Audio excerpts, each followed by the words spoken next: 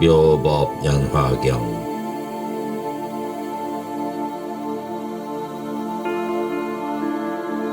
제12품 제바 달다품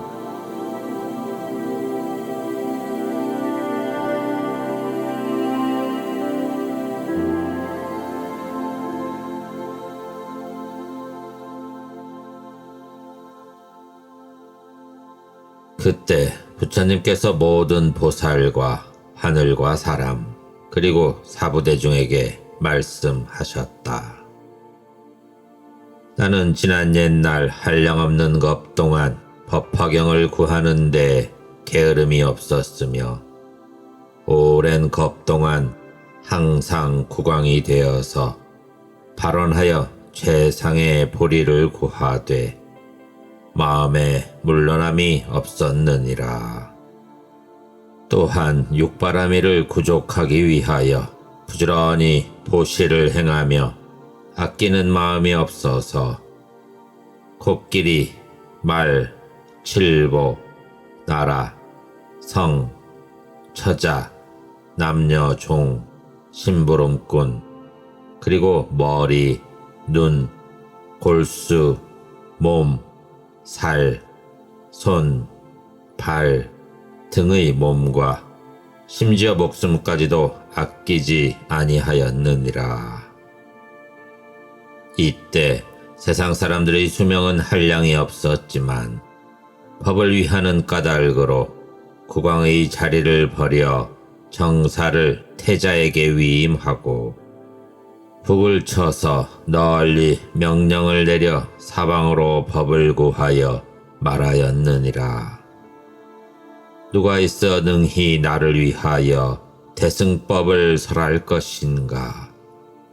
나는 죽을 때까지 그를 받들어 모시고 시중을 들리라. 이때 어떤 선인이 있어 왕에게 다가와 말씀하시길, 나에게 대승경이 있으니 그 이름은 묘법 연화경이라. 만약 나를 거역하지 아니하면 마땅히 설하여 주겠노라. 고 하였느니라. 이에 왕은 선인의 말을 듣고 뛸 듯이 기뻐하며 즉시 선인을 따라가 필요한 것을 공양하되 과일을 따고 물을 깃고 땔감을 하고 음식을 만들며 심지어 몸으로써 걸터앉는 평상까지 되면서 몸과 마음에 게으른 마음이 없었느니라. 그렇게 봉사하기를 1000년이 지나도록 정성을 다해 부지런히 부족함 없이 모셨으니 모두 법을 위하는 까닭이었느니라. 그때 세존께서 이 뜻을 거듭 펴시려고 개송으로 말씀하셨다. 지난 법을 생각하니 큰 법을 위한 까닭으로 세상의 국왕임에도 오용락에 탐착하지 않고 종을 쳐서 누가 큰 법을 가졌는가 하고 알리며 나를 위해 해설하면 이 몸 다해 노복이 되리라 하였다네. 아사선인이 대왕에게 아뢰기를, 나에게는 미묘한 법이 있건만은 세간에서 드무나니 만약 능히 수행하면 나는 응당 왕을 위해 설하리다 하였다네. 왕은 선인의 말을 듣고 마음이 크게 기뻐 선인을 곧 따라가 모시면서 시중을 들고 땔감, 나무, 과실을 따며 공경하며 묘법에만 뜻이 있어 몸과 마음에 게으름이 없었느니라. 널리 모든 중생을 위해 부지런히 큰 법을 구하며 자기의 몸과 오영락을 위하지 않았으니 그리하여 큰 나라의 왕이 되어 부지런히 이 법을 구해 성불하고 너희들을 위해 설하니라. 부처님께서 모든 비구에게 이르시었다. 그때의 왕은 바로 나의 이 몸이요 그때의 선인은 지금의 제바달다이니라. 제바달다가 선지식인 까닭으로 말미암아 나는 육바라밀과 자비히사와 32상과 80종호와 자마금색과 심력과 사무소외와 사섭법과 18불공과 신통도력을 골고루 갖추고 등정각을 성취하여 널리 중생을 제도하니 이것은 모두 제바달다 선지식으로 인한 것이니라. 모든 사부대중에게 이르노니 제바달다는 한량없는 겁을 지나 마땅히 성불하리라. 그 명호를 천왕열애, 응공, 정변지, 명행족, 선서, 세간해, 무상사, 조장부, 천인사, 불세존이요 그 세 개의 이름은 천도이니라. 그때 천왕부처님께서 20중겁을 세상에 머무시며 널리 중생을 위하여 미묘한 법을 설하시리니 항아사 중생들이 아라한과를 얻고 한량없는 중생이 연각의 마음을 내며 항아사 중생들이 무상도의 마음을 일으키고 무생법인을 얻어 물러나지 않는 경지에 이르리라. 그때 천왕부처님께서 열반에 드신 뒤에 정법은 20중겁을 세상에 머물 것이며 전신사리로 7보탑을 세우니 높이는 60유순이요 가로와 세로는 40유순이며 모든 하늘과 사람이 온갖 꽃과 가루향, 사르는 향, 바르는 향, 의복, 영락, 당기, 번기와 보배로 된 일산, 그리고 기악과 노래로서 7보탑에 예배하고 공양하리라. 이에 한량없는 중생이 아라한과를 얻고 한량없는 중생이 벽지부를 깨달으며 생각할 수 없는 많은 중생이 보리심을 일으켜 불태전의 경지에 이르리라.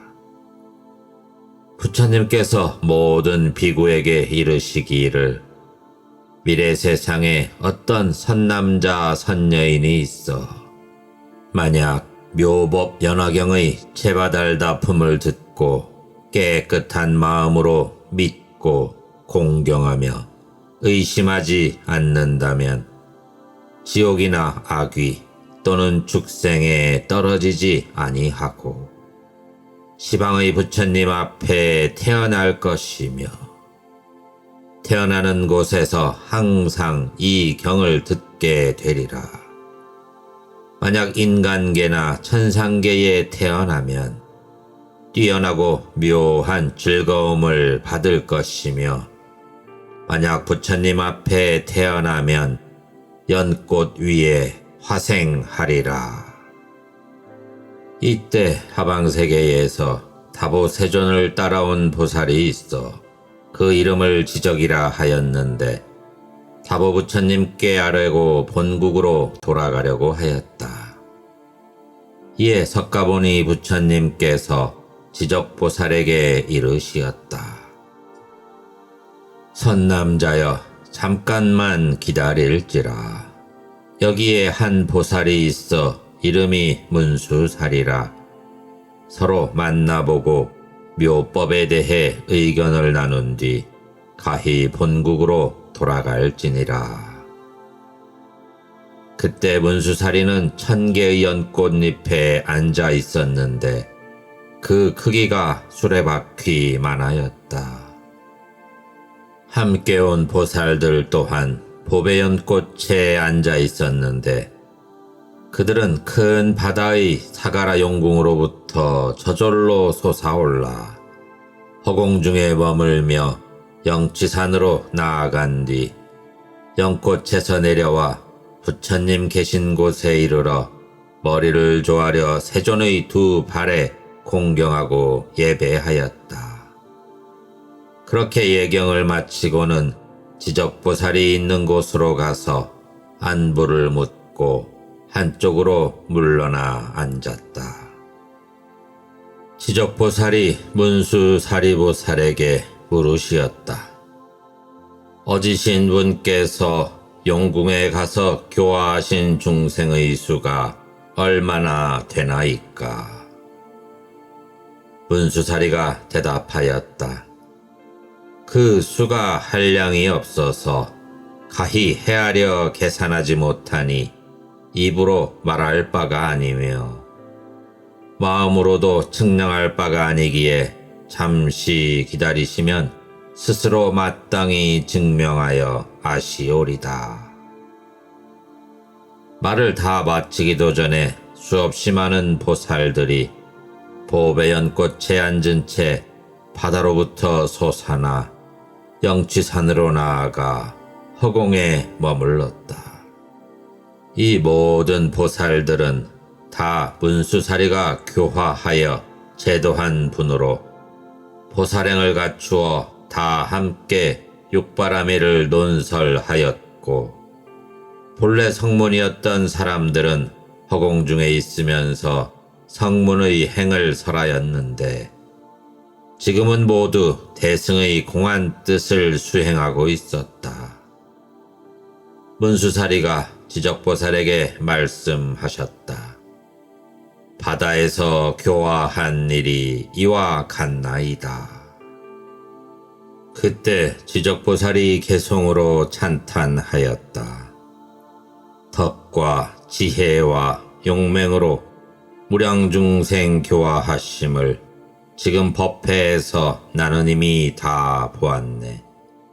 실상의 뜻을 연설하고 일승법을 밝히시어 모든 중생을 인도하여 보리를 빨리 이루게 하였네. 문수사리가 말씀하셨다. 나는 바다 가운데서 오직 항상 묘법 연화경만 설하였나이다. 지적보살이 문수사리에게 여쭈었다. 이 경은 심이 깊고 미묘하여 모든 경 가운데 보배라. 세상에서 찾아보기 힘든 바. 어떤 중생이 부지런히 정진을 더하여 이 경을 닦고 행하면 성불함이 빠르겠나이까 아니하겠나이까. 문수사리가 말씀하셨다. 사가라 용왕에게는 8살 어린 딸이 있는데 지혜가 깊고 근기가 예리하여 중생의 모든 근기와 행하는 업을 잘 알고 다란이를 얻어서 모든 부처님께서 말씀하신 매우 깊고 비밀한 법장을 다 받아서 지녔나이다. 또 선정에 깊이 들어가 모든 법을 밝게 깨달았으며 찰나에 보리심을 일으켜 물러남이 없는 경지를 얻었고 변제에 걸림이 없어서 중생 사랑하기를 마치 갓난아이와 같이 하며 공덕을 모두 갖추어 마음으로 생각하고 입으로 연설함이 미묘하고 광대하며 자비롭고 어질고 겸손하며 뜻과 생각 또한 조화롭고 너그러워 능히 보리에 이르렀나이다. 지적보살이 말하였다. 내가 석가열애를 배우니 한량없는 것 동안 어려운 수행과 고통스러운 수행을 하시고 공덕을 쌓으시고 보리도를 구하시되 잠깐도 그치거나 쉬지 않으셨나이다.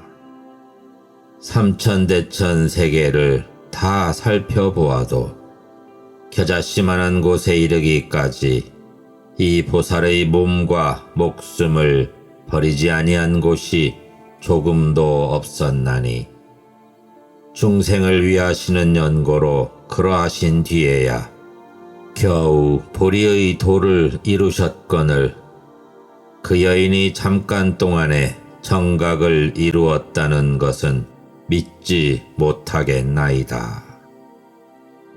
말이 끝나기도 전에 용왕의 딸이 호련히 앞에 나타나서 머리 숙여 공경히 예배하고 한쪽으로 물러난 뒤 개송으로 찬탄하였다.